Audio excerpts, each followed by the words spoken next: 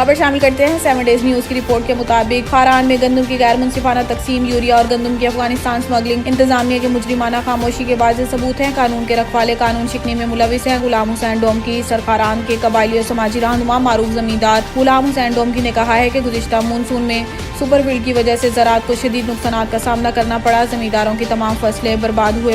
वफाकी और सूबाई हुकूमत ने ज़राअत की बहाली के लिए इकदाम उठाना शुरू किए हैं, मगर बदबख्ती से खारान में हुकूमती इकदाम को सियासी मफादात के भेंट चढ़ाया जा रहा है। महकमे ज़राअत के जिम्मेदारान हड़ताल पर चले गए हैं। अख्तर मेगल के पार्टी ने जमींदारों में बीज की तकसीम में मुदाखलत करके मसला कश्मीर खड़ा कर दिया है। गरीब जमींदार मुफ्त में रुल रहे हैं, ज़राअत के दफ्तर का चक्कर लगाते हुए थक गए हैं। इससे बड़ा मसला यूरिया और गंदम की अफगानिस्तान स्मगलिंग का है, जिस पर इंतजामिया ने मुकम्मल तौर पर आंखें बंद किए हुए हैं। रोजाना सैकड़ों ट्रॉलों के जरिए हजारों टन यूरिया अफगानिस्तान स्मगल हो रहा है। Commissioner Rakhshan division deputy commissioner urea smuggling पर चश्मपोशी से काम ले रहे हैं। चंद बड़े जमींदार भी स्मगलिंग में शरीक जुर्म है और रहनुमा अपने हिस्से का कमीशन लेकर चुप साध लिए हुए हैं। यूरिया स्मगलिंग मुल्क की मईशत पर दहशत गर्दाना हमला है। गरीब जमींदार यूरिया खरीदने की सकत नहीं रखते। यूरिया की कीमत दुगने से भी ज्यादा है।